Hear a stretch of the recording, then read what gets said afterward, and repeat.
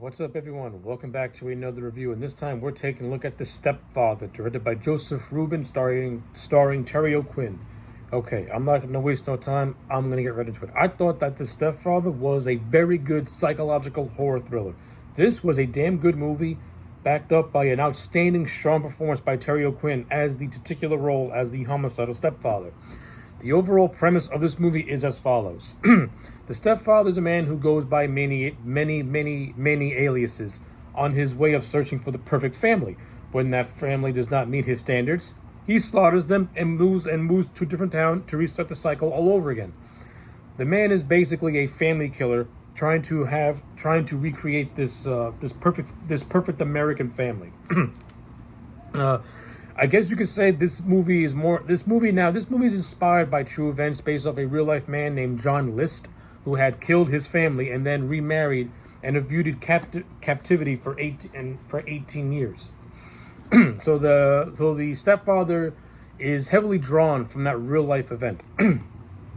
Now, without taking the real life events into account, how is this as a standalone movie? Again, as I mentioned, great movie. I liked it. I don't think it's all the way perfect. There are certain things I would have done more differently, but for what I got and for what I saw, can't complain. As I mentioned, Terry O'Quinn as a stepfather steals every scene that he's in. His performance in this movie is outstanding. He can go from being subtle to being rageful, all from the drop of a hat.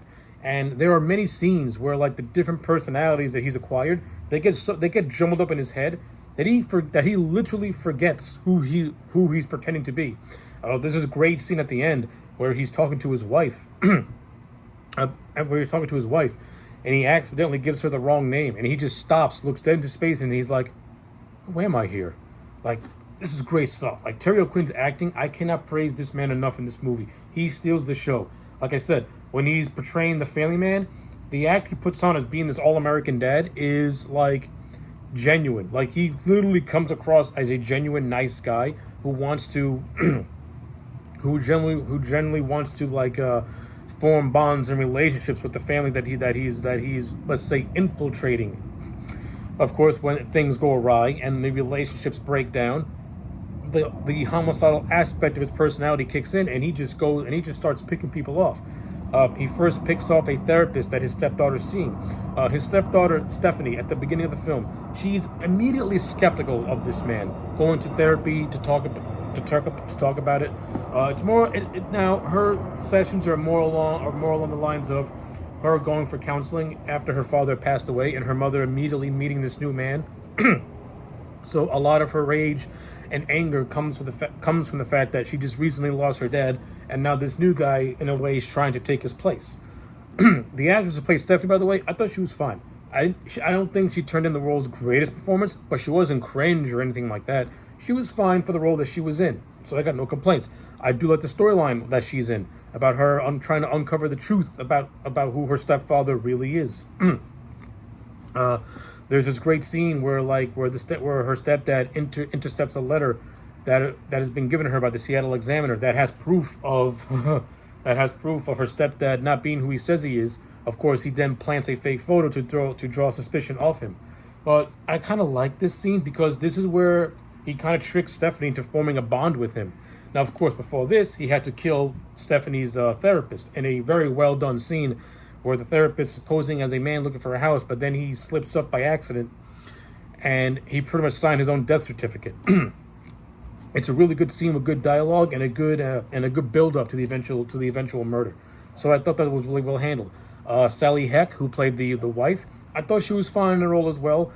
She doesn't really get to do a whole lot. She kind of acts like that typical mom, but she does get it. But she does play a nice role in the climax where she actually shoots and kills the stepfather. So that was actually nice. So yeah, I mean, in terms of the performance, Sally Heck didn't do a bad job. She just didn't really have this engaging character, to be quite fair.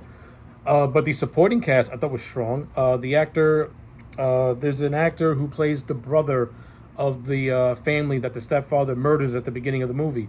He's more or less going on a journey trying to find out who killed his sister and who killed her family.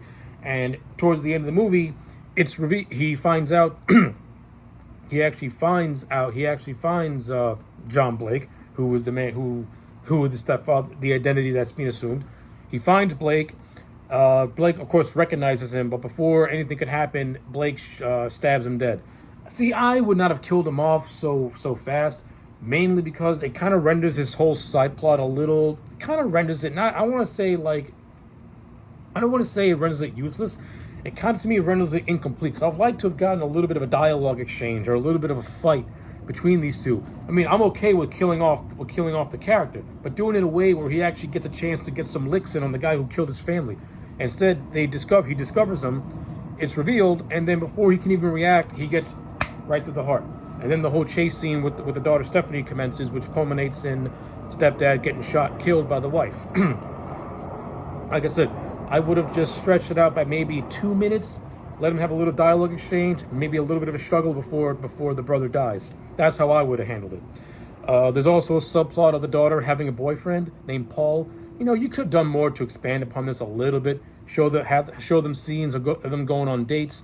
Maybe Stephanie confiding to Paul about her suspicions of her stepdad, in addition to her confiding with her best friend as well. Just to give Paul a little more of a character. Like you don't gotta have Paul play a role in the finale of the movie, but make him feel more than just a tacked on thing that's just there. I mean, at the end of the day, when John Blake does find Stephanie kissing Paul, that's what really sets off a chain of events that leads to the climax. But then again, it's more or less used as a plot device, and he's not really much of a character. So yeah, I'm gonna take away from that, because he could have done a little bit more. Because the movie had established Stephanie and Paul having, or is establishing Stephanie and Paul, but to me, it didn't really do much to fully expand upon it, to me, in a very satisfying way. However, the aspects I do like about this movie, I do like both Stephanie and the brother character doing their own separate investigations. That stuff I like. That's where the psychological standpoint comes in. That's where this movie feels more like a thriller. And then the horror stuff comes in more or less in the third act. So I enjoyed it. I like it. I think Joe Rubin as a director did a good job of building tension, at building suspense, and again, muscle that in with Terry O'Quinn's fantastic performance all throughout this movie. You get a genuine good, goddamn good horror movie with elements of a slasher. And I like how this movie is not overly violent. It's more or less like, it's not overly violent to the point of very, very gory. Like, the only really true gory scene you get is the opening scene where John Blake is walking through the carnage of his family that he had just butchered while going to his new life.